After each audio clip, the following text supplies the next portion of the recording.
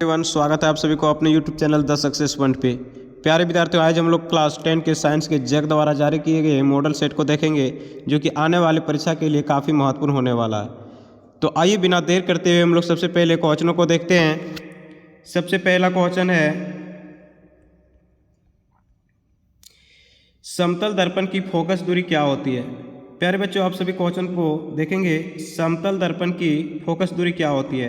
पहले को ऑप्शन में दिया गया है 0, दूसरे में है अनंत, तीसरा में है 25 सेंटीमीटर और चौथा में है -25 सेंटीमीटर। तो प्यारे बच्चों, आप सभी को पता होगा समतल दर्पण की फोकस दूरी 0 होती है, जो कि ऑप्शन नंबर ए में दिया हुआ है। ठीक है प्यारे बच्चों, आप सभी याद रखेंगे दर्पण। ठीक है, दर्पण को कितने भागों में बांटा गया। तो प्यारे बच्चों, दर्पण को 2 भागों में बांटा गया है। ठीक है, सबसे पहला होता है समतल दर्पण, फिर दूसरा होता है गोलीय दर्पण। फिर समतल दर्पण किसे कहते हैं, तो ऐसे दर्पण जिसका परावर्तक सतह समतल होता है उसे हम लोग समतल दर्पण कहते हैं। ठीक है, अब गोलीय दर्पण भी 2 प्रकार के होते हैं, अवतल दर्पण फिर उत्तल दर्पण। ये भी साथ में आप लोग याद रखेंगे 25 सेंटीमीटर। ठीक है, तो प्यारे बच्चों याद रखेंगे सुस्पष्ट की जो न्यूनतम दूरी होती है वो 25 सेंटीमीटर होती है। इसका राइट आंसर हो जाएगा ऑप्शन नंबर ए 0। नेक्स्ट देखेंगे, किसी वस्तु का अवतल दर्पण द्वारा वास्तविक उल्टा और समान आकार का प्रतिबिंब बनता है तो वस्तु की स्थिति क्या हो। ठीक है, यानी किसी वस्तु का अवतल दर्पण में, किस दर्पण की बात की जा रही है, अवतल दर्पण द्वारा वास्तविक तथा उल्टा और समान आकार का प्रतिबिंब बनता है तो वस्तु की स्थिति क्या होगी। प्यारे बच्चों, हम आप सभी को पढ़ा रखे हैं कि किसी वस्तु को अवतल दर्पण में सी पर रखेंगे, यानी कोर्ता केंद्र पर रखेंगे तो इससे समान आकार का प्रतिबिंब बनेगा। तो प्यारे बच्चों, इसका राइट आंसर क्या हो जाएगा, ऑप्शन नंबर बी सी पर। नेक्स्ट देखते हैं, निम्नलिखित में किसमें प्रकाश सबसे तेज गति से चलता है। निम्नलिखित में से किसे प्रकाश सबसे तेज गति से चलता है। पहला है तेल में, पानी में, वायु में, कागज में। तो प्यारे बच्चों, इसका राइट आंसर हो जाएगा वायु में। प्यारे बच्चों, साथ साथ ये भी याद रखेंगे, काफ़ी बार क्वेश्चन पूछा गया है कि निर्वात में प्रकाश की चाल कितनी होती है। निर्वात में प्रकाश की चाल कितनी होती है, तो आप सभी याद रखेंगे 3 × 10⁻8 मीटर प्रति सेकेंड होती है। नेक्स्ट देखते हैं, एक लेंस की क्षमता -4D है तो उसकी फोकस दूरी क्या होगी। ठीक है, पहले ऑप्शन में दिया है 4 मीटर, दूसरे में है -40 मीटर, दूसरे में है -0.25 मीटर और डी में है -25 मीटर। तो प्यारे बच्चों, इसका राइट आंसर हो जाएगा ऑप्शन नंबर सी -0.25 मीटर। प्यारे बच्चों, आप सभी जानते हैं लेंस की क्षमता जो होती है फोकस दूरी के व्युत्क्रम के बराबर होती है, यानी P = 1/f। तो लेंस की क्षमता दे दिया है -4। ठीक है, तो 1/f, तो हमें पूछा गया उसकी फोकस दूरी, यानी कि 4f = 1, इसलिए f बराबर हो जाएगा 1/4 माइनस में, यानी कि -0.25। इसका राइट आंसर हो जाएगा ऑप्शन नंबर सी। नेक्स्ट देखते हैं, मानव नेत्र की फोकस दूरी में परिवर्तन का क्या कारण है। यानी मानव नेत्र में फोकस दूरी में परिवर्तन का क्या कारण है। सबसे पहला है कॉर्निया, दूसरा आइरिस, तीसरा है सिलेरी मांसपेशिया और चौथा है पुतली। तो प्यारे बच्चों, आप सभी ध्यान देंगे कि मानव नेत्र की फोकस दूरी में परिवर्तन का जो कारण होता है वो सिलेरी मांसपेशियों के कारण होती है। तो इसका राइट आंसर क्या हो जाएगा, ऑप्शन नंबर सी। साथ ही साथ आप लोग याद रखेंगे कॉर्निया, कोई व्यक्ति जब नेत्रदान करता है तो वो आँख का कॉर्निया भाग को दान देता है। ठीक है, पुतली जो करता है उसे आँख का सुरक्षा कवच कहा जाता है।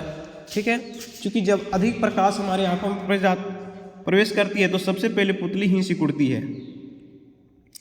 नेक्स्ट देखते हैं, दूरदृष्टि दोष को कहा जाता है। पहला है हाइपरमेट्रोपिया, दूसरा है मायोपिया, तीसरा है मोतियाबिंद और चौथा है प्रेसबायोपिया। तो प्यारे बच्चों, आप सभी जानते हैं कि दूरदृष्टि दोष को हाइपरमेट्रोपिया के नाम से भी जाना जाता है। अब ये भी याद रखेंगे कि दूरदृष्टि दोष होता क्या है। तो ऐसा दृष्टि दोष जिससे पीड़ित व्यक्ति दूर की वस्तुओं को साफ साफ देख लेता है परंतु नज़दीक की वस्तुओं को वो नहीं देख पाता है, तो उसे हम लोग दूरदृष्टि दोष से पीड़ित कहते हैं। ठीक है, अब इस दृष्टि दोष को ठीक कैसे किया जा सकता है, तो प्यारे बच्चों आप सब याद रखेंगे कि दूरदृष्टि दोष को उत्तल लेंस की सहायता से ठीक किया जा सकता है। तो इसका राइट आंसर हो जाएगा ऑप्शन नंबर ए, हाइपरमेट्रोपिया। ठीक है, नेक्स्ट देखते हैं प्रतिरोध का एसआई मात्रक क्या है। प्रतिरोध का एसआई मात्रक क्या है? वोल्ट, फैराडे, एम्पियर, ओम। ठीक है, तो प्यारे बच्चों आप सभी जानते हैं कि प्रतिरोध का एसआई मात्रक ओम होता है। एम्पियर जो है वो विद्युत धारा का एसआई मात्रक है। वोल्ट जो है वो विभवांतर का एसआई मात्रक है। ठीक है, तो इसका राइट आंसर क्या हो जाएगा? ओम, प्रतिरोध। ठीक है, टंगस्टन का उपयोग निम्नलिखित में से किसमें किया जाता है? टंगस्टन का उपयोग निम्नलिखित में से किसमें किया जाता है? पहले ऑप्शन में है धातु निष्कर्षण, बिजली के बल्ब, उचालक, वस्त्र निर्माण। काफ़ी इजी क्वेश्चन पूछा गया है। टंगस्टन का उपयोग निम्नलिखित में से किसमें किया जाता है? तो प्यारे बच्चों आप सब याद रखेंगे टंगस्टन का उपयोग बिजली के बल्ब में किया जाता है, फिलामेंट के रूप में।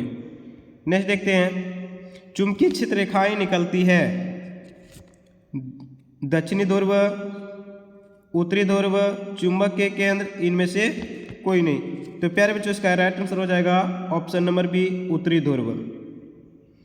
नेक्स्ट देखते हैं निम्नलिखित में से कौन सा हमारे लिए ऊर्जा का परम स्रोत है? निम्न में से कौन सा हमारे लिए ऊर्जा का परम स्रोत है? एलपीजी, परमाणु ऊर्जा, सौर ऊर्जा, सीएनजी। तो प्यारे बच्चों जो हमारे लिए ऊर्जा का जो परम स्रोत है वो है सौर ऊर्जा। ठीक है, नेक्स्ट देखेंगे रासायनिक समीकरणों को हम किस नियम के कारण संतुलित करते हैं? पहला है द्रव्यमान संरक्षण का नियम, दूसरा अस्थिर अनुपात का नियम, डाल्टन का परमाणु सिद्धांत, आधुनिक आवर्त सारणी। प्यारे बच्चों ये दो का यहाँ पे कोई उपयोग नहीं है। हमें दो ऑप्शन कंफ्यूज कर रहा है, द्रव्यमान संरक्षण का नियम और अस्थिर अनुपात का नियम। अब दो में से हमें एक को चूज करना है। तो प्यारे बच्चों द्रव्यमान संरक्षण का नियम इसका राइट आंसर हो जाएगा। ठीक है, नेक्स्ट देखते हैं Fe plus CuSO4 equal to Cu plus FeSO4 किस प्रकार की अभिक्रिया है? संयोजन अभिक्रिया, वियोजन अभिक्रिया, विस्थापन अभिक्रिया, द्विविस्थापन अभिक्रिया।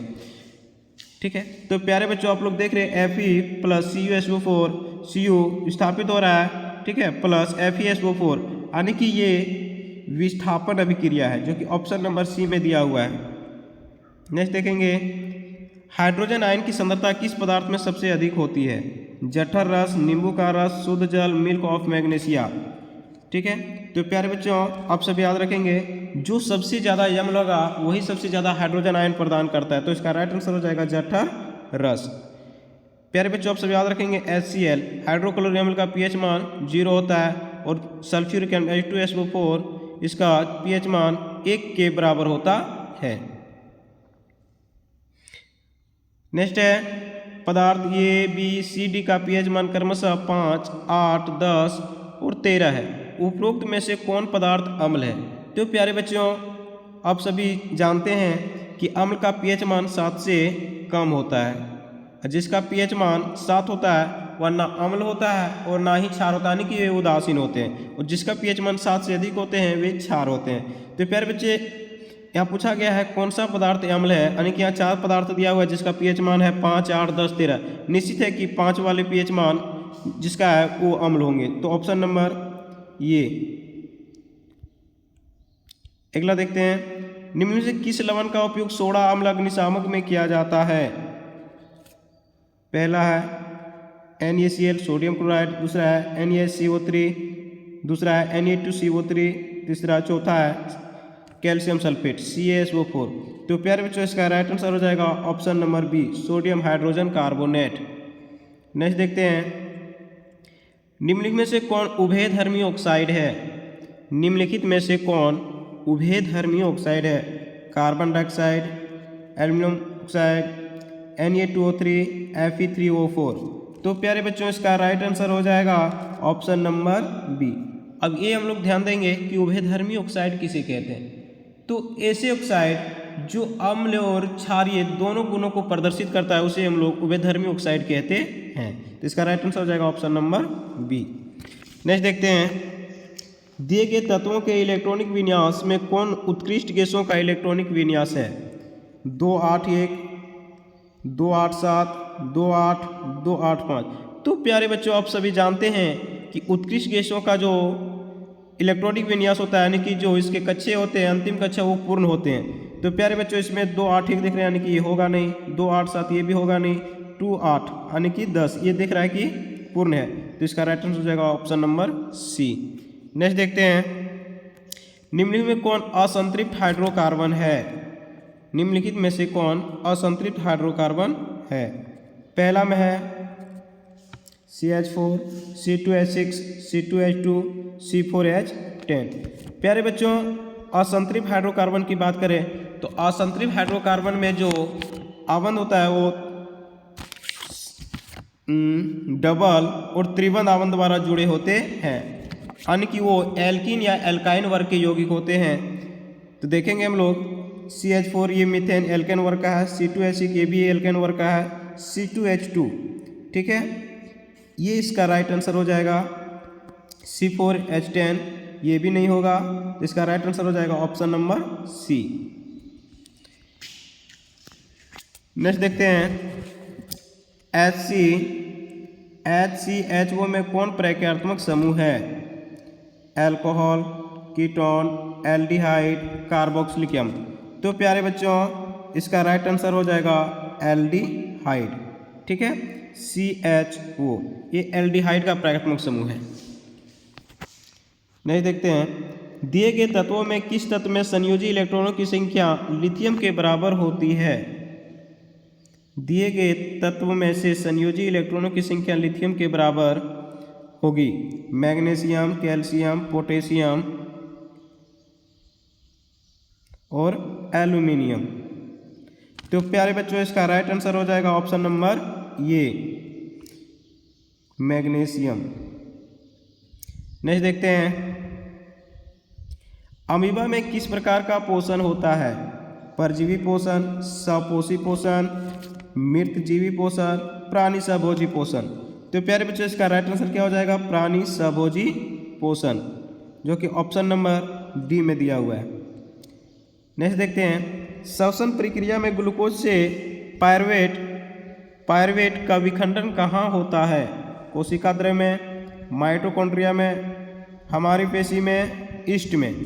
तो प्यारे बच्चों इसका राइट आंसर हो जाएगा ऑप्शन नंबर बी माइटोकॉन्ड्रिया में। माइटोकॉन्ड्रिया को ही कोशिका का ऊर्जा घर कहा जाता है यानी बिजली का पावर हाउस कहा जाता है।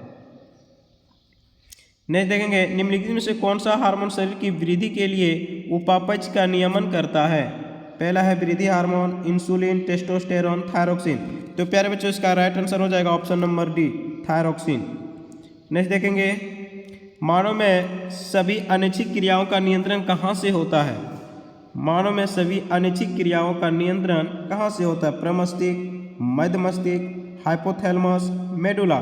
तो प्यारे बच्चों इसका राइट आंसर हो जाएगा मेडुला। नेक्स्ट देखते हैं दिए गए चित्र किस प्रकार के जनन को प्रदर्शित करता है। चित्र को आप लोग ध्यानपूर्वक देखेंगे ये चित्र है तो चित्र में स्पष्ट दिख रहा है किस प्रकार के जनन हो रहा है। अब ऑप्शन को हम लोग देखेंगे। पहला है विखंडन, खंडन, पुनरुद्भवन और मुकुलन। तो प्यारे बच्चों इसका राइट आंसर हो जाएगा पुनरुद्भवन। अगला देखेंगे मनुष्य में निषेचन कहाँ होता है। मनुष्य में निषेचन कहाँ होता है। अंडवाहिका, शुक्रवाहिका, गर्भाशय, योनि। तो प्यारे बच्चों इसका राइट आंसर हो जाएगा अंडवाहिका में। नेक्स्ट देखते हैं किसी जीव में कोई गुण प्रभावित होता है। किसी जीव में कोई गुण प्रभावित होता है केवल पिता के डीएनए से, केवल माता के डीएनए से, पिता और माता दोनों के डीएनए से, ना पिता के डीएनए और ना माता के डीएनए से। तो प्यारे बच्चों इसका राइट आंसर हो जाएगा पिता और माता दोनों के डीएनए से होता है। नेक्स्ट देख सकते हैं हम लोग नाभिकीय विद्युत संयंत्र शक्ति संयंत्र में किस प्रक्रिया से ऊर्जा मुक्त होती है। नाभिकीय संलयन, नाभिकीय विखंडन, जल का विद्युत अपघटन, चंद्रमा की गुरुत्वीय खिंचाव के कारण।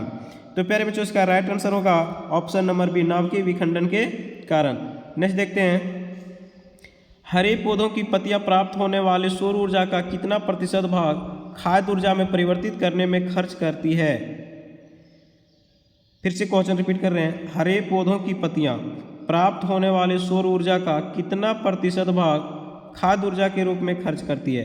पहले में है 1%, दूसरा 10%, तीसरा है 100% और चौथा है 0.1%।